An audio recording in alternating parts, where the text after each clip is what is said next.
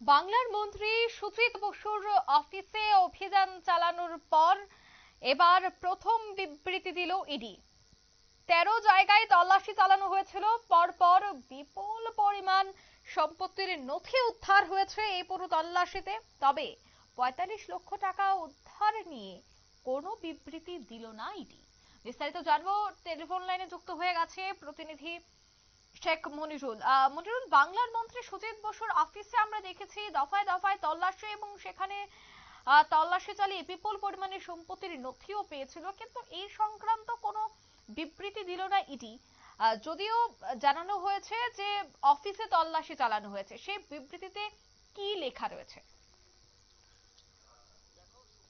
বাংলার পুরো নিয়োগ দুর্নীতি মামলায় মোট 13টি জায়গায় ইডি হানা দিয়েছিল। তার মধ্যে যেটা জানা যাচ্ছে যে 45 লক্ষ টাকা ইডি কিন্তু বাজেয়াপ্ত করেছে।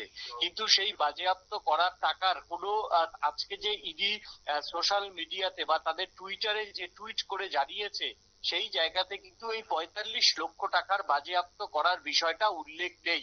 এছাড়াও ইডি এখনো পর্যন্ত জানায়নি যে এই 45 লক্ষ টাকা বাজেয়াপ্ত করা টাকা কোথা থেকে উদ্ধার হয়েছে। কারণ সেদিন সুজিত বসুর ব্যবসায়িক প্রতিষ্ঠান, তার ছেলের ব্যবসায়িক প্রতিষ্ঠানে যেমন হানা দিয়েছিল, তেমনি কিন্তু দমদমের এক প্রভাবশালী তৃণমূল কংগ্রেসের নেতার বাড়িতেও ইডি হানা দিয়েছিল।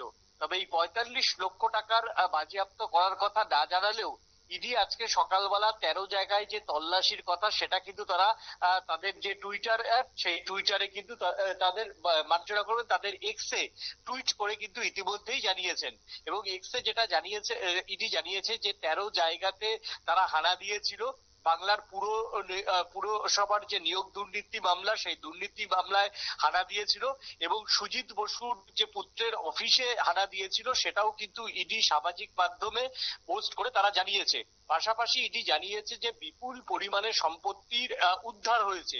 তবে সেই বিপুল পরিমাণ সম্পত্তির যে নথি উদ্ধার হয়েছে, সেই নথিগুলো কাদের নামে রয়েছে সেটা কিন্তু জানানো হয়নি।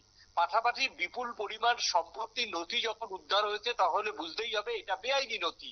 তাহলে বেআইনি নথির কথাটা কেন লেখা হয়নি, তা নিয়ে কিন্তু ইডির ভূমিকা নিয়ে ইতিমধ্যেই প্রশ্ন তুলতে শুরু করেছে।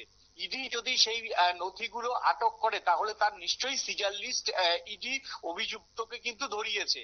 তাহলে সেই কোথাকার সম্পত্তি অন্তত সেটা লেখা উচিত ছিল বলে অনেক আইনজ্ঞ কিন্তু ইডির কড়া সমালোচনা করছেন এই বিষয়ে। ধন্যবাদ। অর্থাৎ ইডির সমালোচনা হচ্ছে, তবে কত টাকা বাজেয়াপ্ত হয়েছে, কেন সেটা উল্লেখ করা হয়নি, তা নিয়ে কিন্তু মূলত প্রশ্ন।